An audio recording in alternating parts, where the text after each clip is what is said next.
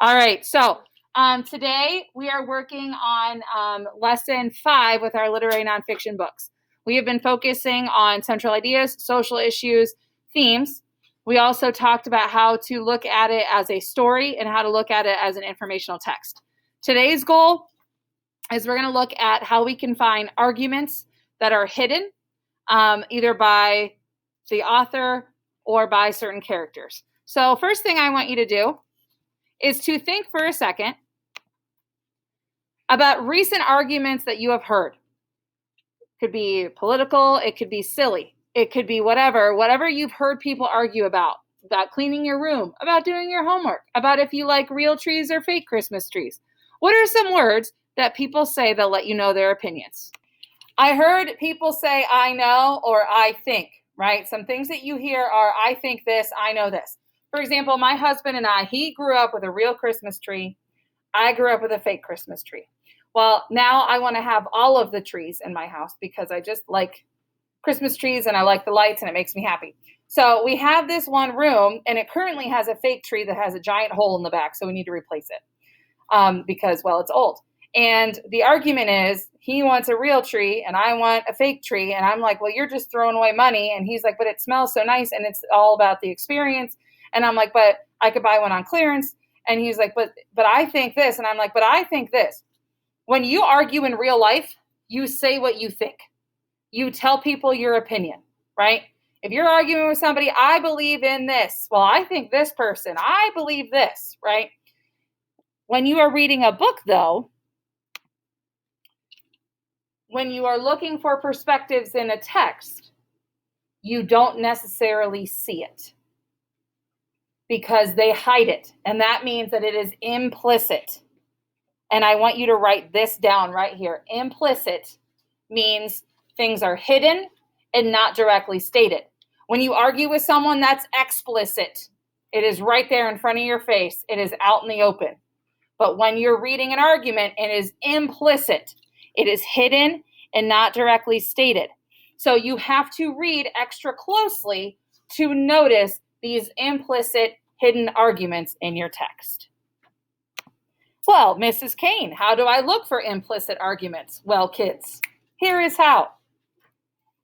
You need to do 4 things, okay? Here's what you look for. You look for opposing or conflicting perspectives. Think back to what we read about Miriam and the sign, and her husband's like, you're going to lose your job over that. And she's like, well, then they better fire me. There's your opposing or conflicting perspectives. Perspective, a lot of times, has to deal with character, the way a character sees things, okay? Strong opinion words. Look for, and we've talked all year about strong words. What strong words show opinions? Strong word choice. The variety of positions. So a lot of times this is not outspoken, especially with hidden figures.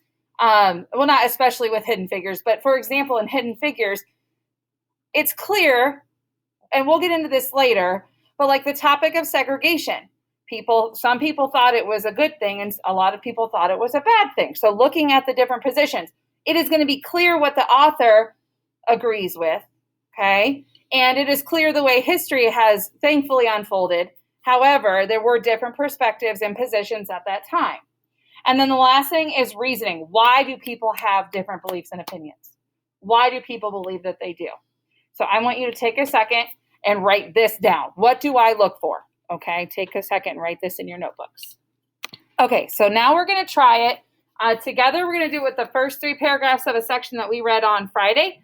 It's one of my favorite scenes, though, because it just shows, I guess, character traits of someone, and I just like the sass. But we're going to reread that section. It's the Trouble in the Lunchroom passage that we read on Friday. We together are just going to look at the first 3 paragraphs. Okay, so what I want you to do is look at strong words, and we're going to see what those show. And I'm actually going to pass it out, but here is the section that we read. Let me pause it. Okay, so again, as I go to read this, look for strong word choice, strong opinion words that are going to show what characters believe and what the author may believe. In the middle of the day, the women of West Computing walked as a group over to the cafeteria. Langley was so crowded that each team had a designated 30-minute window for lunch, just enough time for a quick meal and a little conversation. Most groups sat together out of habit. For Dorothy and the West Computers, segregated seating was required. The women of the West Computing were the only Black women professionals at the lab, not exactly excluded, but not quite included either. A white cardboard sign on a table in the back of the cafeteria said colored computers in crisply stenciled black letters. It was the only sign in the cafeteria. No other group needed assigned seating. This kind of racial insult was all too common. It was the kind of subtle jab that African Americans had learned to tolerate, if not accept, in order to function in their daily lives.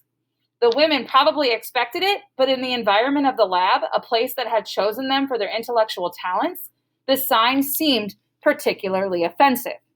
So here's things that I noticed, okay?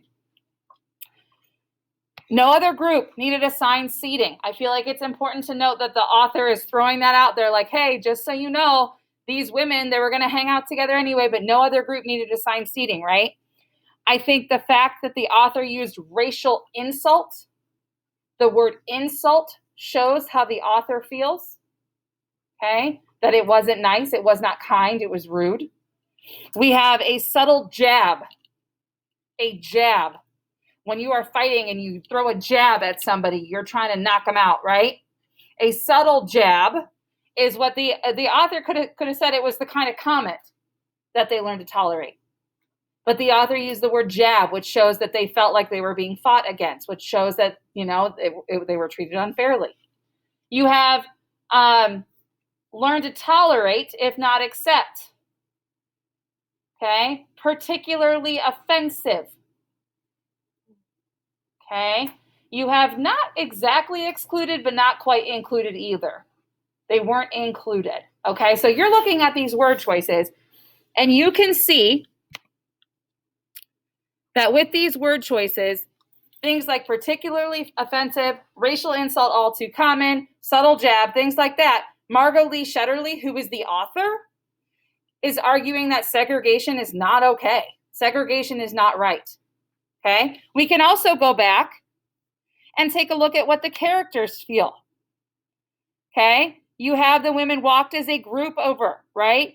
And so quick meal, little conversation. So we're going to look at how the characters feel, right?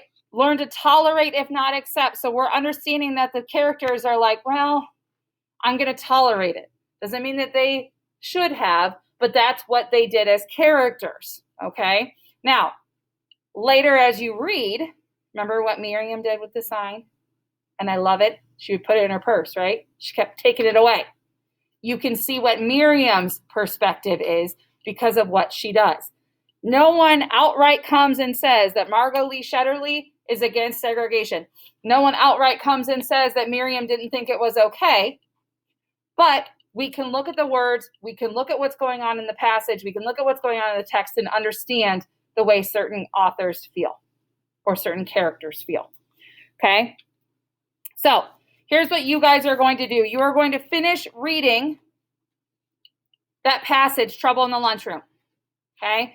And after you finish reading, you are going to ask yourself, I'm going to come around with these 4 questions, and you and a partner are going to go through and look, what are some other character perspectives that are opposing or conflicting?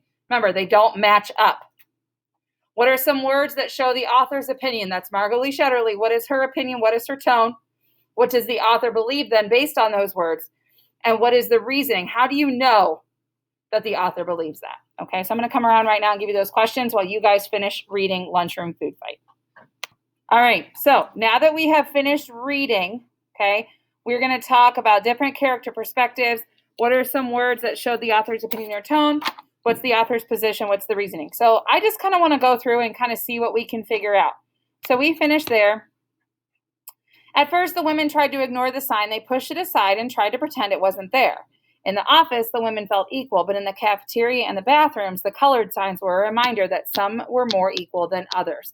A reminder that some were more equal than others. So that right there shows the author's tone, right? That lets everybody know that the author's like, yeah, I'm not a big fan of this, okay? A mathematician named Miriam Mann finally decided she didn't want to look at that cafeteria sign anymore. Not even 5 feet tall, her feet just grazing the floor when she sat down, Miriam had a huge personality. Dorothy and the other West computers watched as Miriam slipped the sign into her purse. Her small act of defiance made them all feel a bit anxious, but also empowered, meaning the character's perspective is that she's doing the right thing here. But the next day, the sign reappeared. So what's the conflicting viewpoints? The conflicting viewpoints is that some people think that segregated seating should be happening in the cafeteria, and some people are against it. Miriam removed it again. Clearly, she's against it. This happened again and again for weeks. Sometimes the sign disappeared for a few days or a week, sometimes longer, but each time it was eventually replaced with an identical twin. As the sign drama played itself out in the Langley cafeteria, an important civil rights case was playing out in the courts. This is where the informational text stuff comes from right here. These are those important facts. Irene Morgan, an employee at the Baltimore-based aircraft manufacturer Glenn L. Martin Company, worked on an airplane production line. In the summer of 1944, Morgan traveled on the Greyhound bus to her hometown in Gloucester County, Virginia, next door to Hampton. On the return trip, she was arrested because she refused to move to the back of the bus.